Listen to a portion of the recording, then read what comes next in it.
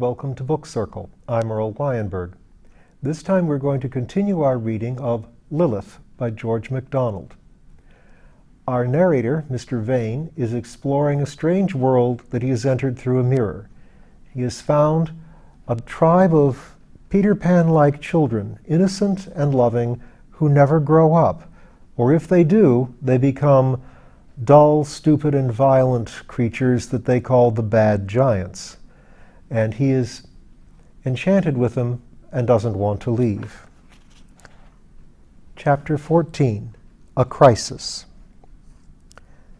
For a time I had no desire save to spend my life with the little ones. But soon other thoughts and feelings began to influence me. First awoke the vague sense that I ought to be doing something, that I was not meant for the fattening of boors. Then it came to me that I was in a marvelous world, of which it was assuredly my business to discover the ways and laws, and that if I would do anything in return for the children's goodness, I must learn more about them than they could tell me, and to that end must be free. Surely, I thought, no suppression of their growth can be essential to their loveliness and truth and purity. Not in any world could the possibility exist of such a discord between constitution and its natural outcome. Life and law cannot be so at variance that perfection must be gained by thwarting development. But the growth of the little ones was arrested. Something interfered with it. What was it? Lona seemed the eldest of them, yet not more than 15, and had been long in charge of a multitude, in semblance and mostly in behavior merest children, who regarded her as their mother. Were they growing at all? I doubted it. Of time they had scarcely the idea. Of their own age they knew nothing. Lona herself thought she had lived always. Full of wisdom and empty of knowledge, she was at once their love and their law. But what seemed to me her ignorance might in truth be my own lack of insight. Her one anxiety plainly was that her little ones should not grow and change into bad giants. Their good giant was bound to do his best for them. Without more knowledge of their nature and some knowledge of their history, he could do nothing, and must therefore leave them. They would only be as they were before. They had in no way become dependent on me. They were still my protectors, not I theirs. My presence but brought them in more danger of their idiotic neighbors. I longed to teach them many things. I must first understand more of those I would teach. Knowledge no doubt made bad people worse, but it must make good people better. I was convinced they could learn mathematics, and might they not be taught to write down the dainty melodies they murmured and forgot? The conclusion was that I must rise and continue my travels, in the hope of coming upon some elucidation of the fortunes and destiny of the bewitching little creatures. My design, however, would not so soon have passed into action but for what now occurred.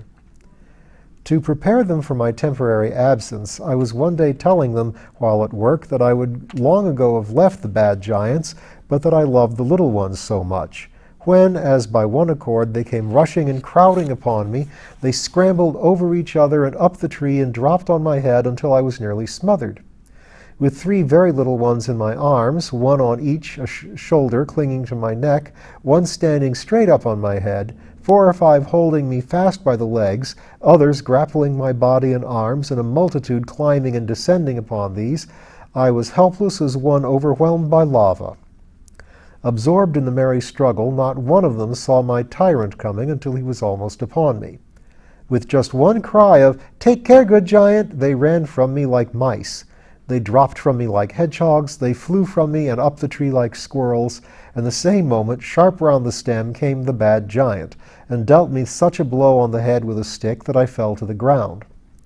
The children told me afterward that they sent him such a many bumps of big apples and stones that he was frightened and ran blundering home. When I came to myself, it was night. Above me were a few pale stars that expected the moon. I thought I was alone. My head ached badly, and I was terribly athirst. I turned wearily on my side. The moment my ear touched the ground, I heard the gushing and gurgling of water, and the soft noises made me groan with longing. At once I was amid a multitude of silent children, and delicious little fruits began to visit my lips. They came and came until my thirst was gone. Then I was aware of sounds I had never heard there before. The air was full of little sobs. I tried to sit up. A pile of small bodies instantly heaped itself at my back. Then I struggled to my feet, with much pushing and pulling from the little ones, who were wonderfully strong for their size.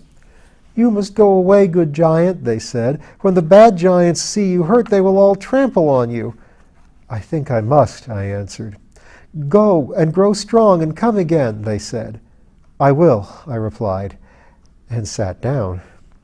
"Indeed, you must go at once," whispered Lona, who had been supporting me and now knelt beside me.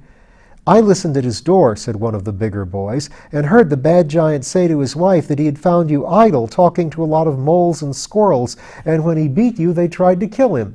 He said you were a wizard and they must knock you or they would have no peace." "I will go at once," I said, "and come back as soon as I have found out what is wanted to make you bigger and stronger."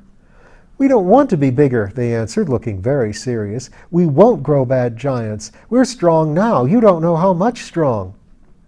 It was no use holding them out a prospect they had not any attraction for. I said nothing more, but rose and moved slowly up the slope of the valley. At once they formed themselves into a long procession. Some led the way, some walked with me, helping me, and the rest followed. They kept feeding me as we went. "You are broken," they said, "and much red juice has run out of you. Put some in." When we reached the edge of the valley, there was the moon just lifting her forehead over the rim of the horizon. "She has come to take care of you and show you the way," said Lona. I questioned those about me as we walked, and learned there was a great place with a giant girl for queen. When I asked if it was a city, they said they did not know. Neither could they tell how far off or in what direction it was, or what was the giant girl's name. All they knew was that she hated the little ones and would like to kill them, only she could not find them. I asked them how they knew that. Lona answered that she had always known it. If the giant girl came to look for them, they must hide hard, she said. When I told them I should go and ask her why she hated them, they cried out, "No, no, she will kill you, good giant. She will kill you. She is an awful bad giant witch." I asked them where I was to go then. They told me that beyond the baby forest, away from the moon, away where the moon came from, lay a smooth green country, pleasant to the feet, without rocks or trees. But when I asked how I was to set out for it, "The moon will tell you, we think," they said. They were taking me up the second branch of the riverbed. When they saw that the moon had reached her height, they stopped to return. "We have never gone so far from our trees before," they said. "Now mind you watch how you go, that you may see inside your eyes how to come back to us." "And beware of the giant woman that lives in the desert," said one of the bigger girls as they were turning. "I suppose you've heard of her?" "No," I answered. "Then take care not to go near her. She is called the Cat Woman. She's awfully ugly, and she scratches." As soon as the bigger ones stopped, the smaller had begun to run back. The others now looked up at me gravely for a moment, and then walked slowly away. Last to leave, Lona held up the baby to be kissed, gazed in my eyes, and whispered, "The Cat Woman will not hurt you," and, without another word, went. I stood a while, gazing after them through the moonlight, then turned, and with a heavy heart began my solitary journey. Soon the laughter of the little ones overtook me, like sheep bells innumerable, rippling the air and echoing in the rocks about me. I turned again and gazed after them. They went gambolling along with never a care in their sweet souls, but Lona walked apart with her baby. Pondering as I went, I recalled many traits of my little friends. Once, when I had suggested they should leave the country of the bad giants and go with me to find another, they answered, "But that would be to knot ourselves." So strong in them was the love of place that their country seemed essential to their very being. Without ambition or fear, discomfort or greed, they had no motive to desire any change. They knew of nothing amiss. Except their babies, they had never had a chance of helping anyone but myself. How were they to grow? But again, why should they grow? In seeking to improve their condition, might I not do them harm, and only harm? To enlarge their minds after the notions of my world, might it not be to distort and weaken them? Their fear of growth as a possible start for gianthood might be instinctive. The part of philanthropist is indeed a dangerous one, and the man who would do his neighbor good must first study how not to do him evil, and must begin by pulling the beam out of his own eye. Chapter 15. a strange hostess. I traveled on attended by the moon. As usual, she was full. I had never seen her other, and tonight, as she sank, I thought I perceived something like a smile on her countenance. When her under edge was a little below the horizon, there appeared in the middle of her disk, as if it had been painted upon it, a cottage, through the open door and window of which she shone, and with the sight came the conviction that I was expected there. Almost immediately the moon was gone, and the cottage had vanished. The night was rapidly growing dark, and my way being across a close succession of small ravines, I resolved to remain where I was and expect the morning. I stretched myself, therefore, in a sandy hollow, made my supper off the fruits the children had given me at parting, and was soon asleep. I woke suddenly, saw above me constellations unknown to my former world, and had lain for a while gazing at them, when I became aware of a figure seated on the ground a little way from me and above me. I was startled, as one is on discovering all at once that he is not alone. The figure was between me and the sky, so that I saw its outline well. From where I lay low in the hollow, it seemed larger than human. It moved its head, and then first I saw that its back was toward me. "Will you not come with me?" said a sweet, mellow voice, unmistakably a woman's. Wishing to learn more of my hostess, "I thank you," I replied, "but I am not uncomfortable here. Where would you have me go? I like sleeping in the open air." "There is no hurt in the air," she returned, "but the creatures that roam the night in these parts are not such as a man would willingly have about him while he sleeps." "I have not been disturbed," I said. "No, I have been sitting by you ever since you lay down." "That is very kind of you. How came you to know I was here? Why did you show me such favor?" "I saw you," she answered, still with her back to me, "in the light of the moon just as she went down. I see badly in the day, but at night perfectly. The shadow of my house would have hidden you, but both its doors were open. I was out on the waste and saw you go into this hollow. You were asleep, however, before I could reach you, and I was not willing to disturb you. People are frightened if I come on them suddenly. They call me the Catwoman. That is not my name." I remembered what the children had told me, that she was very ugly and scratched, but her voice was gentle and its tone a little apologetic. She could not be a bad giantess. "You shall not hear it from me," I answered. "Please tell me what I may call you." "When you know me, call me by the name that seems to you to fit me," she replied. "That will tell me what sort you are. People do not often give me the right one. It is well when they do." "I suppose, madam, you live in the cottage I saw in the heart of the moon?" "I do. I live there alone, except when I have visitors. It is a poor place, but I do what I can for my guests, and sometimes their sleep is sweet to them." Her voice entered into me and made me feel strangely still. "I will go with you, madam," I said, rising. She rose at once, and without a glance behind her, led the way. I could see her just well enough to follow. She was taller than myself, but not so tall as I had thought her. That she never turned her face to me made me curious, nowise apprehensive, her voice rang so true. But how was I to fit her with a name who could not see her face? I strove to get alongside of her, but failed. When I quickened my pace, she quickened hers, and kept easily ahead of me. At length I did begin to grow a little afraid. Why was she so careful not to be seen? Extraordinary ugliness would account for it. She might fear terrifying me. Horror of an inconceivable monstrosity began to assail me. Was I following through the dark an unheard-of hideousness? Almost I repented of having accepted her hospitality. Neither spoke, and the silence grew unbearable. I must break it. "I want to find my way," I said, "to a place I have heard of, but whose name I have not yet learned. Perhaps you can tell it me." "Describe it, then, and I will direct you. The stupid bags know nothing, and the careless little lovers forget almost everything." "Where do those live?" "You have just come from them." "I never heard those names before." "You would not hear them. Neither people knows its own name." "Strange." "Perhaps so, but hardly anyone anywhere knows his own name. It would make many a fine gentleman stare to hear himself addressed by what is really his name." I held my peace, beginning to wonder what my name might be. "What now do you fancy yours?" she went on, as if aware of my thought. "But pardon me, it is a matter of no consequence." I had actually opened my mouth to answer her when I discovered that my name was gone from me. I could not even recall the first letter of it.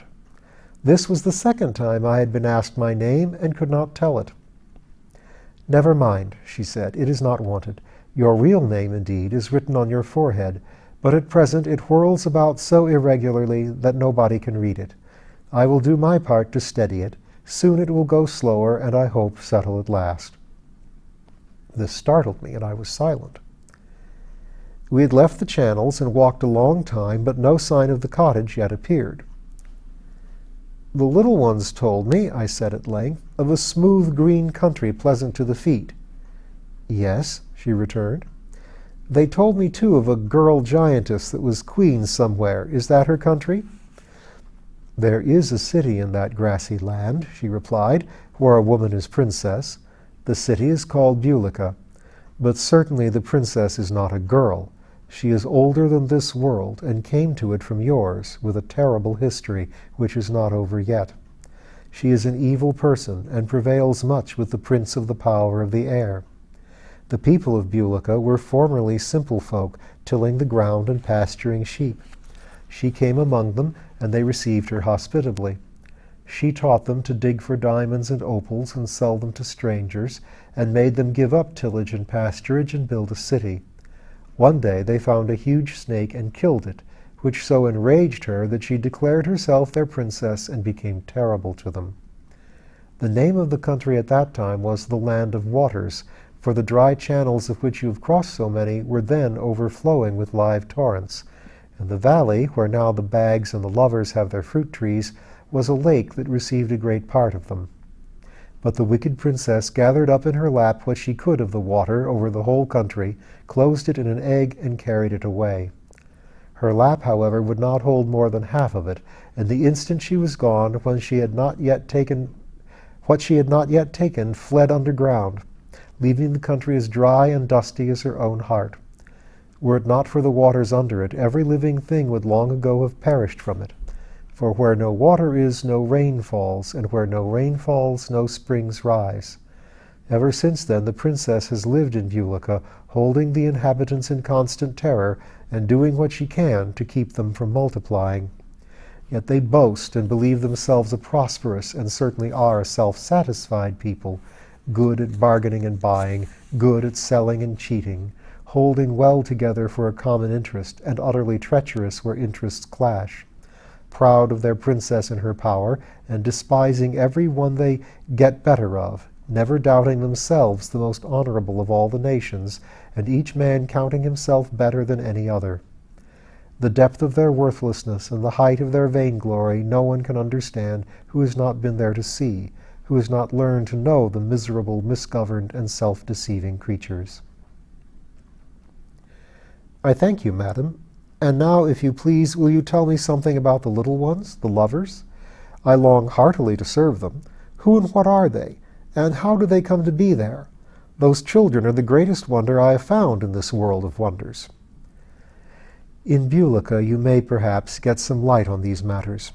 There is an ancient poem in the library of the palace, I am told, which of course no one there can read, but in which it is plainly written that after the lovers have gone through great troubles and learned their own name, they will fill the land and make the giants their slaves.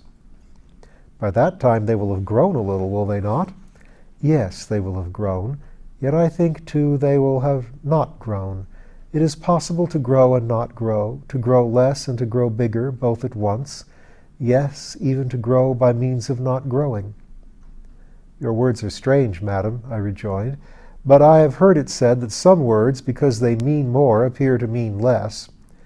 "That is true, and such words have to be understood.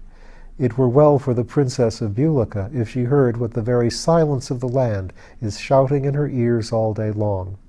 But she is far too clever to understand anything." "Then I suppose when the little lovers are grown, their land will have water again?" "Not exactly so. When they are thirsty enough, they will have water, and when they have water, they will grow. To grow they must have water, and beneath it is flowing still. I have heard that water twice, I said, once when I lay down to wait for the moon, and once when I woke the sun was shining, and when I woke the sun was shining, and once when I fell all but killed by the bad giant. Both times the waters in their voices have healed me. The woman never turned her head, and kept always a little before me, but I could hear every word that left her lips, and her voice reminded me of the woman's in the house of death.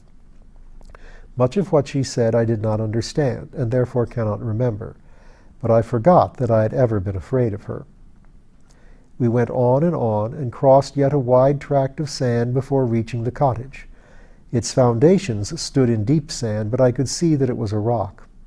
In character, the cottage resembled the sexton's, but had thicker walls.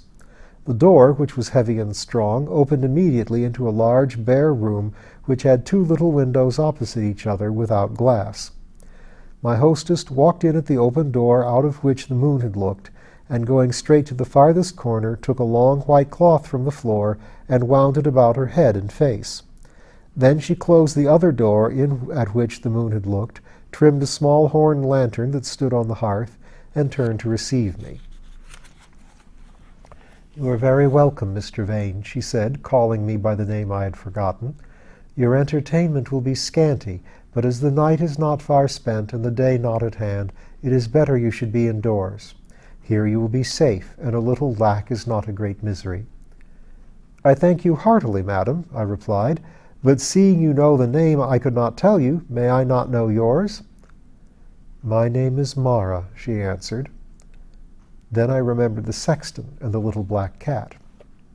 "Some people," she went on, "take me for Lot's wife lamenting over Sodom, and some think I am Rachel weeping for her children, but I am neither of those." "I thank you again, Mara," I said. "May I lie here on your floor till the morning?" "At the top of that stair," she answered, "you will find a bed, on which some have slept better than they expected, and some have waked all the night and slept all the next day. It is not a very soft one, but it is better than the sand, and there are no hyenas sniffing about it." The stair, narrow and steep, led straight up from the room to an unceiled and unpartitioned garret, with one wide, low dormer window. Close under the sloping roof stood a narrow bed, the sight of which, with its white coverlet, made me shiver, so vividly did it recall the couches in the chamber of death. On the table was a dry loaf, and beside it a cup of cold water. To me, who had tasted nothing but fruit for months, they were a feast. "I must leave you in the dark," my hostess called from the bottom of the stair. "This lantern is all the light I have, and there are things to do tonight." "It is of no consequence, thank you, madam," I returned. "To eat and drink, to lie down and sleep, are things that can be done in the dark." "Rest in peace," she said. I ate up the loaf, drank the water every drop, and laid myself down. The bed was hard, the covering thin and scanty, and the night cold. I dreamed that I lay in the chamber of death, between the warrior and the lady with the healing wound. I woke in the middle of the night, thinking I heard low noises of wild animals. "Creatures of the desert scenting after me, I suppose," I said to myself, and knowing I was safe, would have gone to sleep again, but that instant a rough purring rose to a howl under my window, and I sprang from my bed to see what sort of beast uttered it. Before the door of the cottage, in the full radiance of the moon, a tall woman stood, clothed in white, with her back toward me. She was stooping over a large white animal like a panther, patting and stroking it with one hand, while with the other she pointed to the moon halfway up the heaven, then drew a perpendicular line to the horizon. Instantly the creature darted off with amazing swiftness in the direction indicated. For a moment my eyes followed it, then sought the woman. But she was gone, and not yet had I seen her face.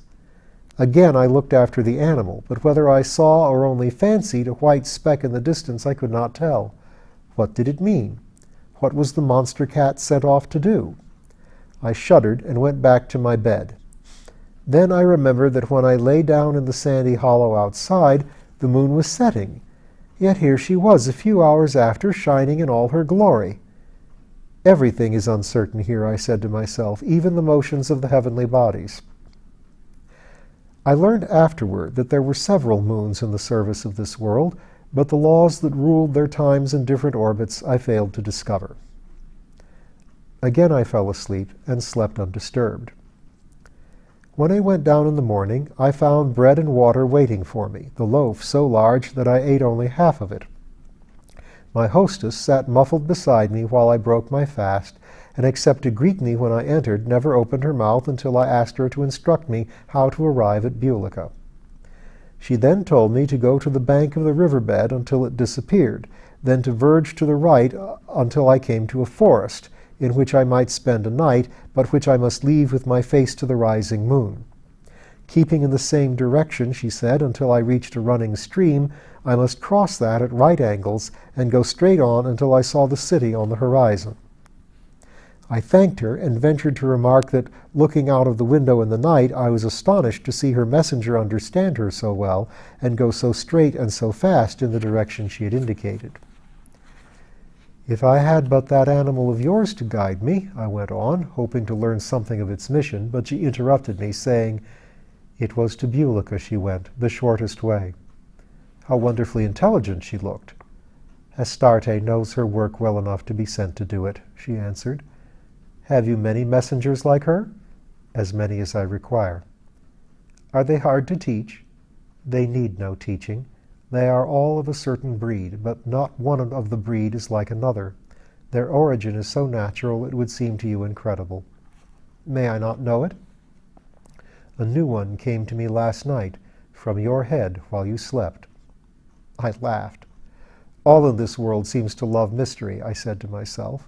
Some chance word of mine suggested an idea, and in this form she embodies the small fact. Then the creature is mine, I cried. Not at all, she answered. That only can be ours in whose existence our will is a factor. Ha, a metaphysician too, I remarked and sighed, and was silent. May I take what is left of the loaf? I asked presently. You will want no more today, she replied. Tomorrow I may, I rejoined. She rose and went to the door, saying as she went, It has nothing to do with tomorrow, but you may take it if you will. She opened the door and stood holding it. I rose, taking up the bread, but lingered, much desiring to see her face. Must I go then? I asked. No one sleeps in my house 2 nights together, she answered. I thank you then for your hospitality, and bid you farewell, I said, turning to go. The time will come when you must house with me many days and many nights, she murmured sadly through her muffling. Willingly, I replied. Nay, not willingly, she answered. I said to myself that she was right. I would not willingly be her guest a second time, but immediately my heart rebuked me, and I had scarce crossed the threshold when I turned again. She stood in the middle of the room. Her white garments lay like foamy waves at her feet, and among them the swathings of her face. It was lovely as a night of stars. Her great gray eyes looked up to heaven. Tears were flowing down her pale cheeks. She reminded me not a little of the sexton's wife, although the one looked as if she had not wept for thousands of years, and the other as if she wept constantly behind the wrappings of her beautiful head. Yet something in the very eyes that wept seemed to say, Weeping may endure for a night, but joy cometh in the morning. I had bowed my head for a moment, about to kneel and beg her forgiveness, when, looking up in the act, I found myself outside a doorless house. I went round and round it, but could find no entrance. I had stopped under one of the windows, on the point of calling aloud my repentant confession, when a sudden wailing, howling scream invaded my ears, and my heart stood still. Something sprang from the window above my head, and lighting beyond me, I turned and saw a large gray cat, its hair on end, shooting toward the riverbed. I fell with my face in the sand, and seemed to hear within the house the gentle sobbing of one who suffered but did not repent. Mr. Vane will continue his journey next time.